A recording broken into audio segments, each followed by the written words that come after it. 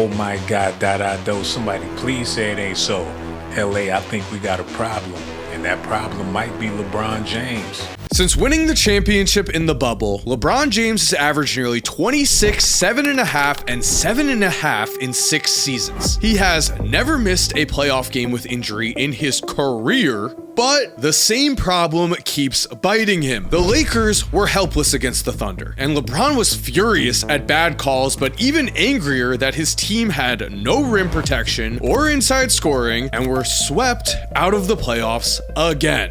So Dylon Brooks showed up to the Lakers game just to watch LeBron lose. How hateful can you be? He waited until game 4, the elimination game, to come show his support to OKC.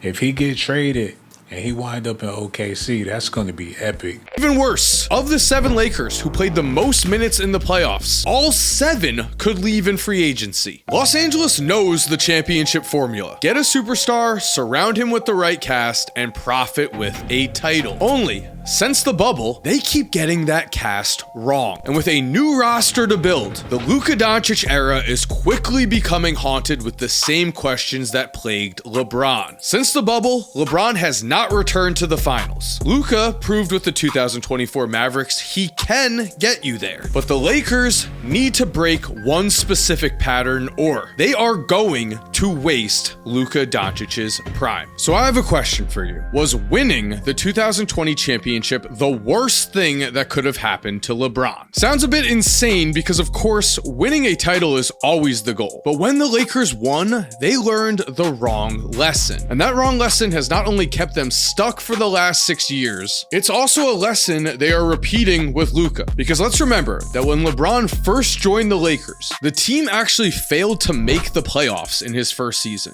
But they were young. LeBron was suiting up next to Lonzo Ball, Brandon Ingram, and Josh Hart. All 3 who, after 1 year with LeBron, were traded to the Pelicans along with the number 4 pick and 3 other first rounders for Anthony Davis. A move that won the Lakers the 2020 championship, but also forced them to fall into what I call the superstar trap. A trap that they have quickly found themselves in with Luka. A superstar can mask a lot of problems on a roster and can win you a lot of games with the wrong players. That is the trap, because once the playoffs come around, those wrong players get exposed. And I know a lot of people discount the 2020 title because it was won in the bubble. Even AD has said he doesn't know if it should really count. You know, it's like, damn, did I win? Did I not win? Like, I know I'm listed as a champion, but it's like, I'm not sure. But regardless of how they won, the Lakers should have learned a very valuable lesson. 2020 LeBron averaged over 10 assists per game. He was second in MVP voting, and Anthony Davis was the perfect secondary star to complement him. The thing is, though, the Lakers also had the right role players around their 2 big names. Kentavious Caldwell-Pope, Rajon Rondo, Kyle Kuzma, Alex Caruso. These types of role players led them to a championship. But instead of focusing on what made their overall roster special, what made this a title team, the trap was activated. Los Angeles saw that in just 1 season, they could change a large portion of their roster and still win a title. They saw LeBron and Anthony Davis could carry them, which meant for the 2021 season, they began the pattern they need to fix during the Luka Doncic era. Because in 2021, the Lakers entered the season as title favorites and left after losing in the first round. So what went wrong? The Lakers overreacted to an injury-filled season. In 2021, LeBron only played 45 games in a 72-game regular season, and Anthony Davis played in just 36, solidifying his nickname of Street Clothes. This meant that even though the Lakers still had most of their title core in place, they had a subpar regular season and were just the 7th seed. They then went on to lose in the first round of the playoffs to the 2nd-seeded Suns in 6 games, which for the defending champions caused a panic like no other. What is important to note here is that while the Lakers roster was mostly unchanged, LA did try to replace Dwight Howard's rim protection with Andre Drummond. Dwight Howard wanted to come back to LA. He even made a tweet saying he was staying because he thought that he had officially re-signed, but he had to delete that tweet and sign with the 76ers because the contract the Lakers offered him was taken back. And that's why he allegedly smoking rocks.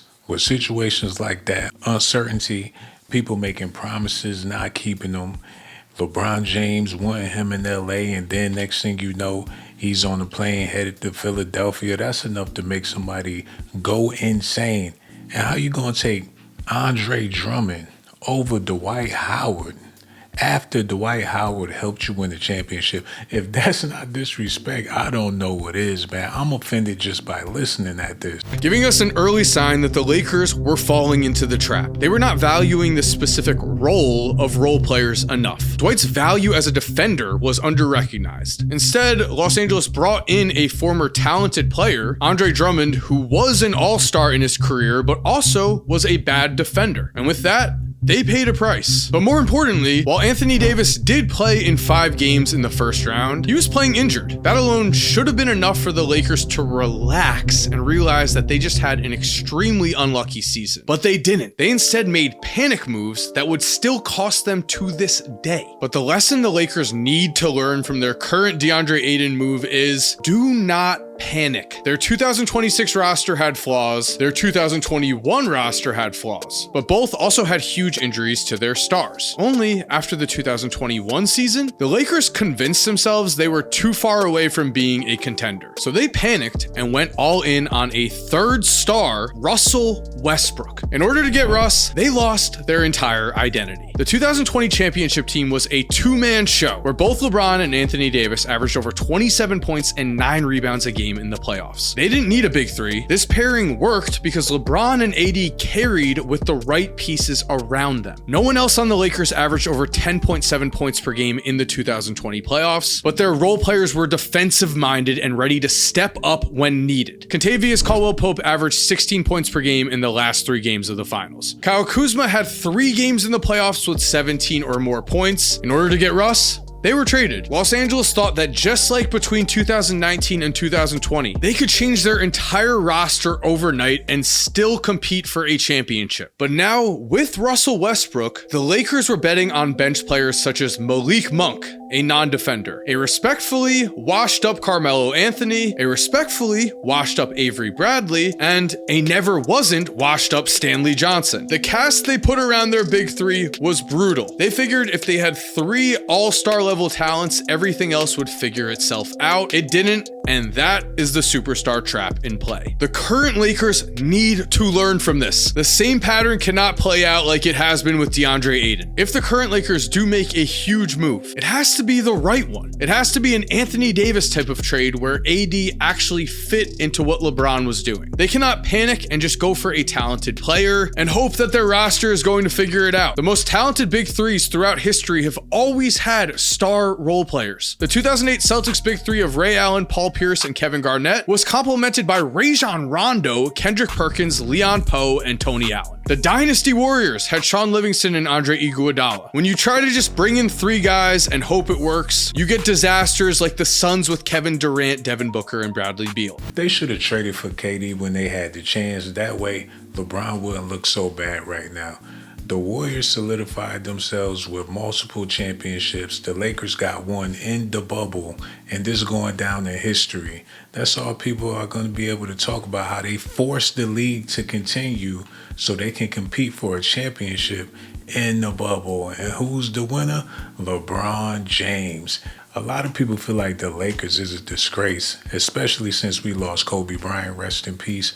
It's looking like it's only going to get worse, depending on what LeBron decides to do next. Russell Westbrook was such a disaster move. Him and LeBron hated playing with each other so much that the Lakers with Russ didn't just miss the finals, they missed the playoffs entirely. I don't even want to bring my kids to the game because I don't want them to hear people calling their dad nicknames and out of their names for no reason. You know, my family don't even want to go to home games, to any game. But honestly, the Russ move may have been salvaged if Los Angeles had saved themselves with something else entirely. Just evaluating their own talent correctly. After the 2021 season, where the Lakers lost in the first round, Alex Caruso was up for a contract extension. The Lakers looked at their own team and decided Talen Horton-Tucker was simply better, so they extended him instead. They let Caruso walk to the the Bulls, and the Bulls last season were able to trade Caruso for a triple-double machine in Josh Giddey. Caruso has of course established himself as a key piece on the Thunder's championship team and their current roster, so this trade was a win-win for the Thunder and the Bulls. The only team that lost was the Lakers, who fumbled this decision. Talen Horton-Tucker is not only no longer with the Lakers, he is completely out of the NBA right now. And going even further, after the Lakers got rid of Russell Westbrook, they were able to reach the 2023 Western Conference Finals, where a guy like Alex Caruso playing major minutes may have made all of the difference. Instead, the Lakers were swept as D'Angelo Russell played both horrible defense and averaged 6.3 points per game. Another pattern the Lakers need to learn from, because right now, Rui Hachimura and Austin Reeves are both up for contract extensions. Rui specifically just averaged over 17 a game in the playoffs and shot over 56% from three. Sometimes the grass looks greener, but other times the right player is already on your roster. If LA can extend Rui for a reasonable price, they need to.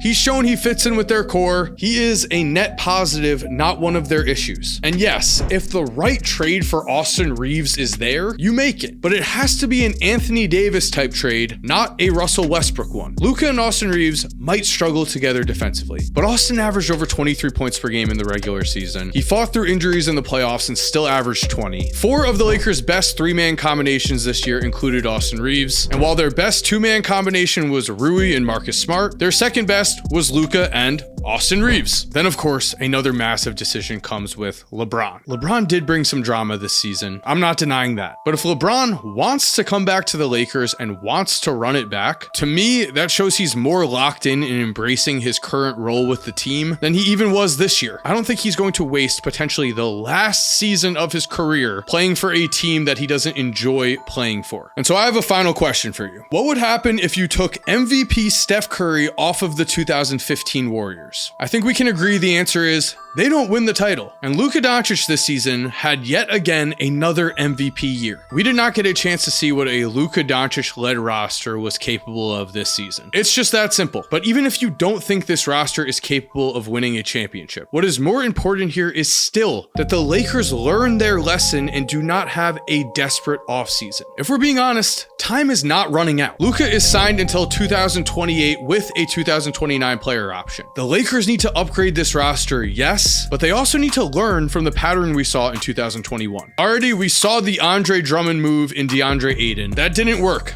Los Angeles needs to learn. They need to do what they can to target a defensive big man who can set picks and catch lobs. Daniel Gafford and Derek Lively were key to Luka's title run in 2024. And at the end of the day, when the Lakers traded for Luka Doncic, they were betting on a superstar who you could pair with a still all-star level LeBron and a high-level scorer in Austin Reeves, along with the right role players, and compete for a title. Keywords: right role players. Because the Thunder and the Spurs do have near super teams, yes, but sometimes the best player on the court is still able to win anyway. The 2022 Nuggets were very injured and they lost in the first round of the playoffs. The 2023 Nuggets were healthy, they won the championship. And as we know, no one expected the 2024 Mavs to make the finals, but with the right secondary star in Kyrie Irving and the right role players around him, Luka Doncic proved for that year he was the best player in the world, and so he was able to go on a run. The Lakers know the formula. They saw it in 2020. Get the right role players, combine them with a superstar, and you are in title contention. What LA cannot do is fall back into the trap, because this time they won't be wasting the end of LeBron's career. They'll be wasting Luka Doncic's prime. And with history there for them to learn from, they really have no excuse here. Yo, this is beyond crazy. Laker Nation, let me know what's going on in the comment section. Oh my God, I just don't know. Y'all gonna have to let me know in the comment section below. I'm still gonna watch Laker games because Luka will be back next year, and he probably take the Lakers all the way to the NBA Finals. We just gotta wait and see. Shout out to Mike Kazamba. Y'all get over and check out his channel. I left the link in the description box below. And for you beautiful ladies out there, risk my life to give you documentations, girl. I risk my life to give you documentations, girl. I risk my life to give you documentations. documentations, girl. I risk my life to give you documentations, girl.